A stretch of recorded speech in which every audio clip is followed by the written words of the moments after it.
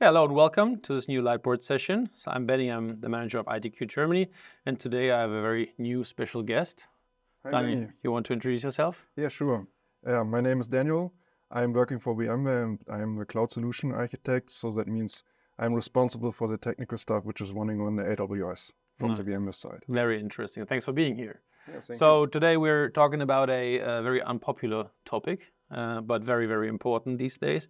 We talk about disaster recovery. Yeah. So I would assume that VMware has a lot of knowledge and a lot of technology for that portfolio. To be honest, that's my number one topic at the moment. So 99% of the conversation I am talking with customers around cloud is about disaster recovery solutions. I see, okay. So we offer a solution, it's called VCDR. Mm-hmm. So it's VMware Cloud Disaster Recovery. Mm-hmm. It's a service we will spin up in the AWS cloud. What we do is basically there is deploy an orchestrator.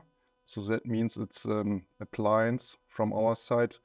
So nothing the customer has to deploy. You will go into the cloud solution space and say, okay, I want to have this service maybe in Frankfurt or Paris. Mm-hmm.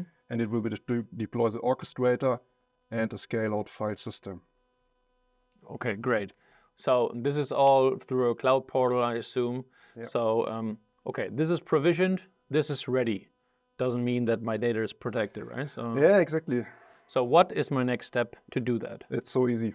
Oh, okay. So you have in UI, so this service will be spin up for every customer. So it's not a multi-tenant environment, so it's especially only for you. So you will download a connector appliance and deploy it in your on-prem data center. Okay. And this will make a connection to the cloud service and you are ready to protect your data. Okay. Are there any requirements to this internet connection? Because I assume it's not a we need easy thing. HTTPS Okay. 443 outgoing, and that's all we need.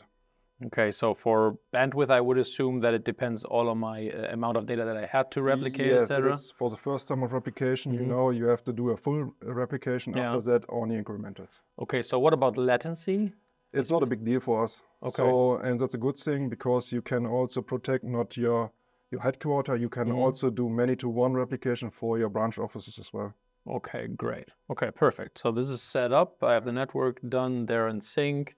So best case scenario, I do all of these steps before something happens to me, right? So, but I have this set up. Everything is green lit. I still have nothing protected, right? So what do I need to do in this You case? need to set up protection groups, and protection groups are grouping together. I will draw it like here. Yeah, of course. Your virtual machines. So, for example, your app server and your database server, and you say, okay, this is a protection group, and say, okay, I want to set up a protection group for grouping applications or for retentions. Yeah, okay. So, and for that, the protection group say, okay, I want to replicate my data, and it will then replicate it to the cloud file system. Okay, so this will then be replicated here. Yeah. The data is available in the cloud on a specific snapshot or a specific state of the day or multiple dates or retention. What happens next? I mean, so yeah, for in case something went wrong, fire, or maybe your production is down, for example, if you have power outage, human error. And for that, we have a DR plan in place. So this is something you need to set up before your disaster recovery actually taken, because you have all the people running around and screaming. Yeah, it's not a good sign. But if you have VCDR in place and you have your DR plan ready, you can say, okay, I want to click this button, and this will automatically rent up in an AWS environment. Okay. And for that, we have a full SDDC, so the full software stack of VMware. So ESXi server, vCenter, vSAN, and NSX for networking will be set up. This takes about 2 hours if you have a problem, or you can also provision it upfront for having it as safety. Okay, so you mentioned NSX because this is something which I had in mind already. If I put all of my VMs on this SDDC environment, I have compute taken care of, I have storage taken care of. So what about my networks that have been here? How do I use them there? Yeah, okay, exactly. So, for example, we have here a network connection. So a subnet, for example, 1. and this will be also sitting here for NSX. And in the case of a disaster, the disaster plan has also sitting in the mapping in the backend, so that you say, okay, subnet 1, application 1 with your app server, your DB server will be connected here, and it will be automatically fired in the correct order. Okay.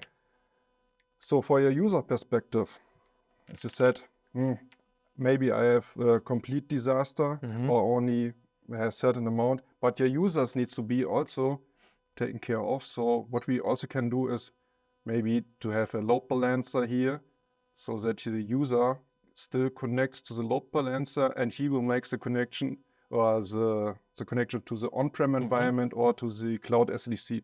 And then your user is happy because he gets his data. Okay, because that is usually my desire, that the end user simply uses the application that he desires, and at the back end everything has been taken care of. Okay.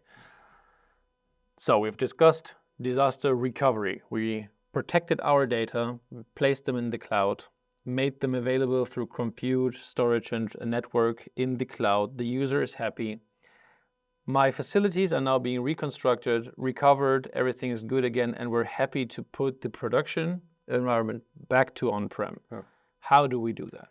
The good thing here is, as fast as I can move into the cloud, I can move out the cloud, because with every DR plan, if we hit the button and say, okay, I want to fail over, we have also a failback plan. So the failback plan says, okay, this is the application I failed over.